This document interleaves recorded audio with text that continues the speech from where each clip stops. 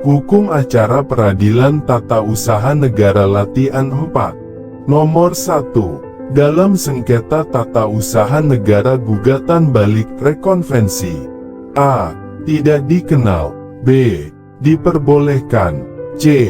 Tergantung pada perintah hakim pada saat dismisal proses.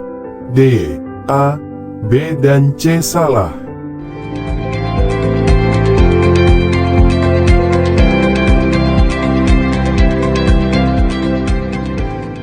Nomor 2. Hakim dalam sengketa tata usaha negara adalah bersikap aktif, hal itu antara lain terlihat dari A. Hakim ketua sidang memberikan petunjuk kepada pihak yang bersengketa mengenai upaya hukum dan alat bukti yang dapat digunakan dalam sengketa. B.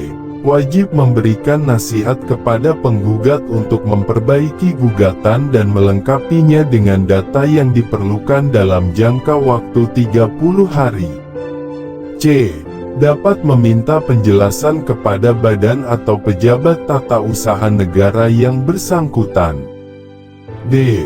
A, B dan C benar.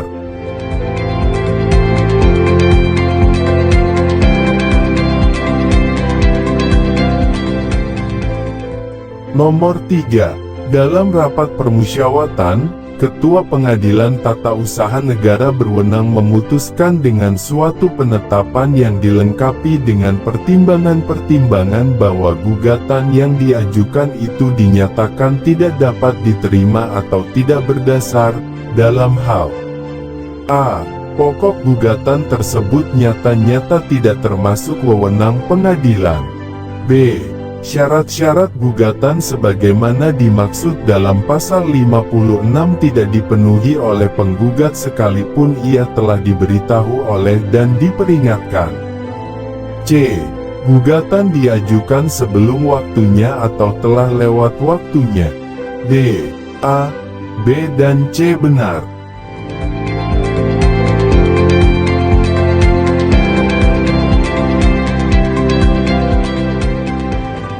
Nomor 4. Terhadap penetapan Ketua Pengadilan Tata Usaha Negara dalam soal sebelumnya, upaya hukum yang dapat ditempuh oleh penggugat adalah A. Banding. B. Kasasi. C. Perlawanan. D. Peninjauan kembali.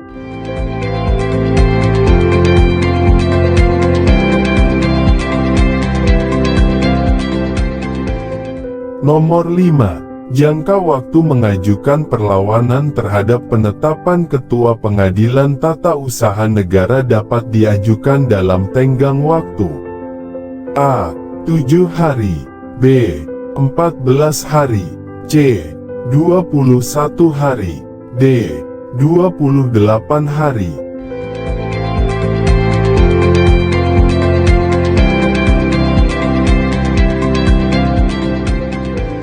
Nomor 6. Selama pemeriksaan berlangsung, setiap orang yang berkepentingan dalam sengketa pihak lain yang sedang diperiksa oleh pengadilan, baik atas prakarsa sendiri dengan mengajukan permohonan, maupun atas prakarsa hakim, dapat masuk dalam sengketa tata usaha negara, dan bertindak sebagai A. Pihak yang membela haknya. B. Ikut menambah dan meramaikan perkara. C. Peserta yang bergabung dengan salah satu pihak yang bersengketa. D. A dan C benar.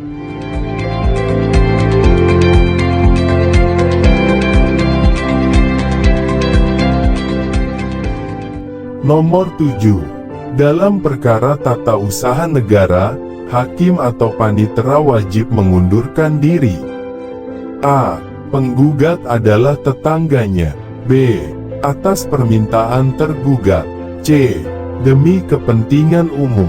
D. Apabila hakim atau panitera bersangkutan berkepentingan langsung atau tidak langsung atas perkara bersangkutan.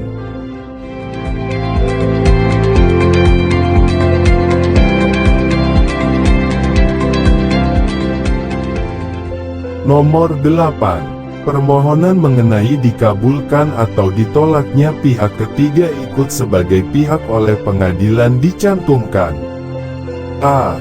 Penetapan. B. Putusan. C. Berita acara sidang. D.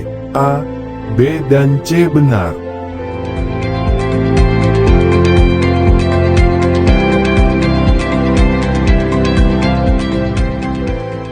Nomor 9. Perbedaan antara gugatan tata usaha negara dengan gugatan perdata adalah: A.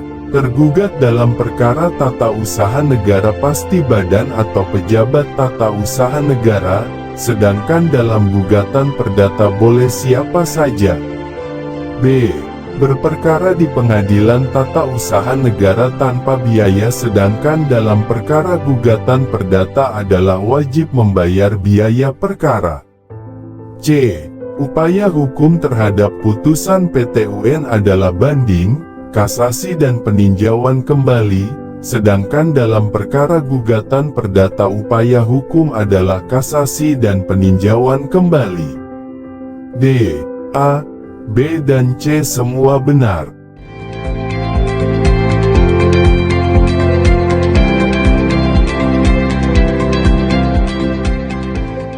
Nomor 10. Berbeda dengan hukum acara pembuktian dalam hukum acara pembuktian dalam hukum acara perdata, maka dengan memperhatikan segala sesuatu yang terjadi dalam pemeriksaan tanpa bergantung pada fakta dan hal yang diajukan oleh para pihak, hakim peradilan tata usaha negara dapat menentukan sendiri: A.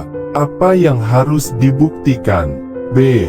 Siapa yang harus dibebani pembuktian, hal apa yang harus dibuktikan oleh pihak yang berperkara dan hal apa saja yang harus dibuktikan oleh hakim sendiri. C. Alat bukti mana saja yang diutamakan untuk dipergunakan dalam pembuktian. D, A, B dan C benar.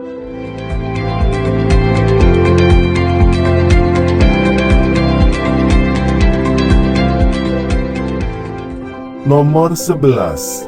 Alat bukti dalam hukum acara peradilan tata usaha negara diatur dalam: A. Pasal 95 Undang-Undang Nomor 5 Tahun 1986. B. Pasal 100 Undang-Undang Nomor 5 Tahun 1986. C. Pasal 105 Undang-Undang Nomor 5 Tahun 1986. D. Pasal 110 Undang-Undang Nomor 5 Tahun 1986.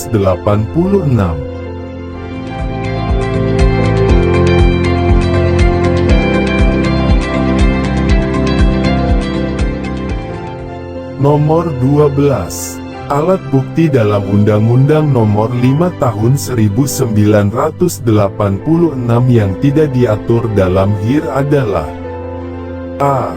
Surat. B. Saksi. C. Pengetahuan hakim. D. Petunjuk.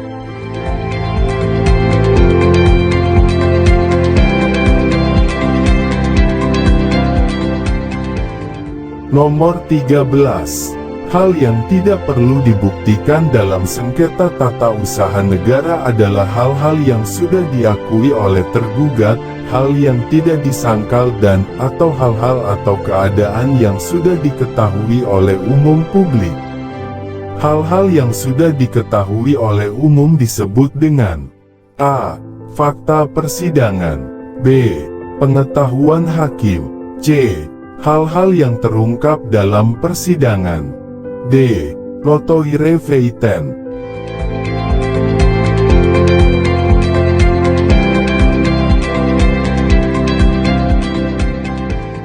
Nomor 14. Contoh notoire feiten dalam perkara tata usaha negara adalah: A.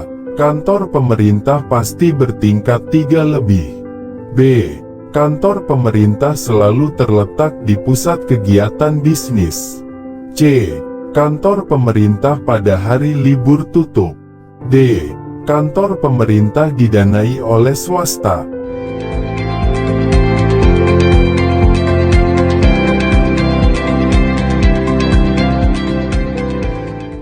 Nomor 15. Saksi sebelum memberikan keterangan di persidangan. A. Tidak wajib mengucapkan sumpah atau janji. B. Wajib mengucapkan sumpah atau janji. C. A dan B benar. D. A dan B salah.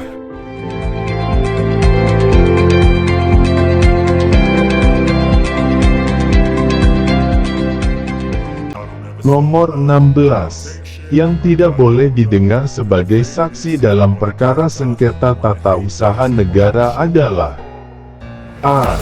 Keluarga, saudara atau semenda menurut garis keturunan lurus ke atas atau ke bawah sampai derajat kedua dari salah satu pihak yang bersengketa. B. Istri atau suami salah seorang pihak yang bersengketa meskipun sudah bercerai. C. Anak yang belum berusia 17 tahun. D. A, B dan C benar.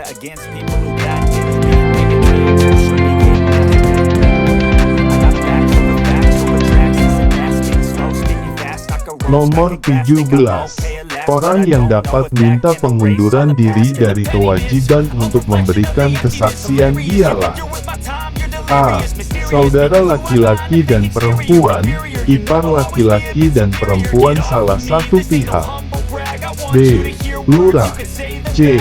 Setiap orang yang karena martabat, pekerjaan, atau jabatannya diwajibkan merahasiakan segala sesuatu yang berhubungan dengan martabat, pekerjaan, atau jabatannya itu. D. A dan C benar.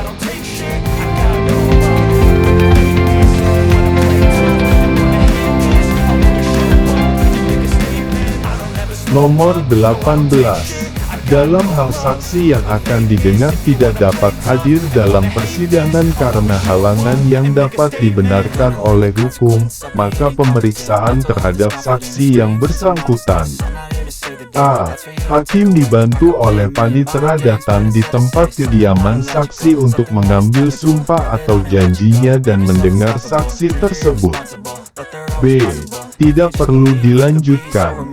C. Mengirim surat kepada saksi agar memberikan keterangan di depan pemuka agama. D. Memerintahkan jurusita untuk mencatat keterangan saksi.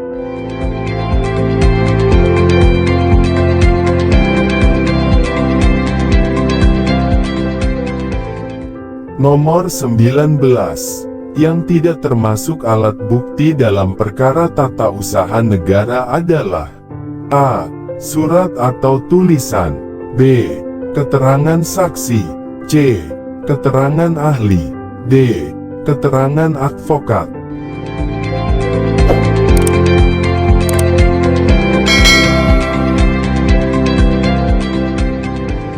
Nomor 20. Apabila penggugat atau saksi tidak paham bahasa Indonesia, hakim ketua sidang dapat mengangkat seorang A. Mediator. B. Notaris. C. Kurator. D. Ahli bahasa.